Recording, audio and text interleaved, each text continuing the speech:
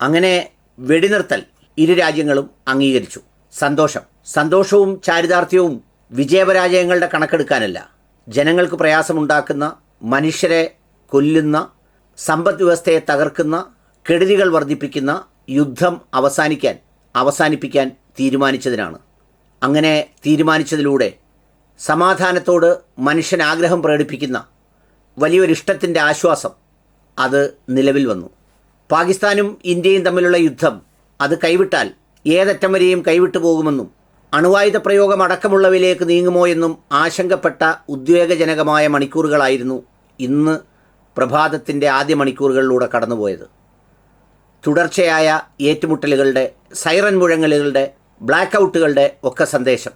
ഡൽഹിയിലേക്ക് ഉന്നം വെച്ചുവെന്നും പാകിസ്ഥാൻ്റെ എയർബേസുകൾ തകർത്തുവെന്നും ശ്രീനഗറിൽ വലിയ സ്ഫോടനാത്മകമായ ശബ്ദം കേട്ടുവെന്നും ഒക്കെ പറയുന്ന ഇരു രാജ്യങ്ങളും സ്ഥിരീകരിക്കുകയും സ്ഥിരീകരിക്കാതിരിക്കുകയും ചെയ്ത വാർത്തകളൊക്കെയും സാധാരണ മനുഷ്യരുടെ മനസ്സിൽ വലിയ ആശങ്കയാണ് ഉണ്ടാക്കിയത്.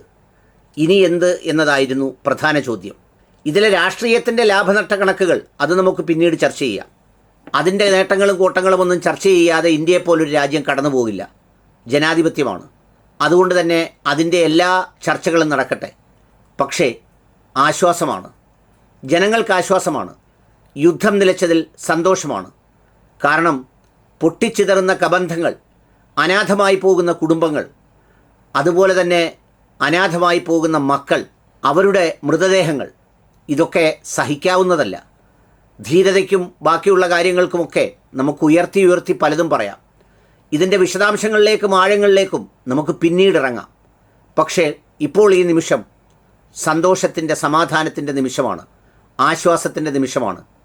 കേൾക്കുന്ന വാർത്തകൾ, അല്ലെങ്കിൽ ഡൊണാൾഡ് ട്രംപ് തന്നെ അദ്ദേഹത്തിൻ്റെ ട്വിറ്റിലൂടെ പറഞ്ഞത് രണ്ട് രാജ്യങ്ങളുമായി സംസാരിച്ചുവെന്നും വെടിനിർത്തൽ ഉടൻ നിലവിൽ വരുമെന്നുമാണ് പറഞ്ഞത്. After a long night of talks mediated by the United States, I am pleasant to announce that India and Pakistan have agreed to a full and immediate ceasefire. Congratulations to both countries on using common sense and great intelligence. Thank you for your attention to this matter.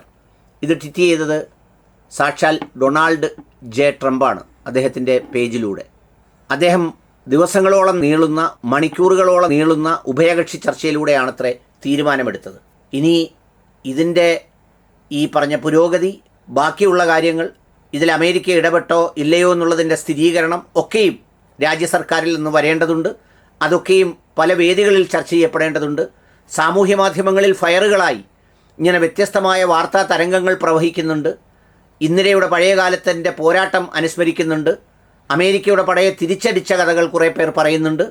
അതല്ല, മോഡിജിയുടെ കരുത്തുറ്റ നേതൃത്വത്തിൽ നടത്തിയ യുദ്ധതന്ത്രങ്ങളുടെ വിജയമായി കുറച്ച് പേർ പറയുന്നുണ്ട്.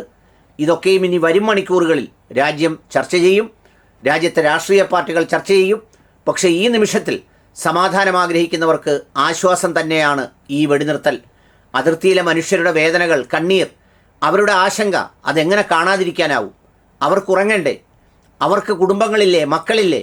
അവരും നമ്മളെപ്പോലെ ജീവിക്കാൻ ആഗ്രഹിക്കുന്നവരല്ലേ? പോസ്റ്റിട്ടും ആവേശം കൊണ്ടും വാർത്താ കമൻട്രി പറഞ്ഞും അവർക്ക് ആവേശം കൊള്ളാനാവില്ല.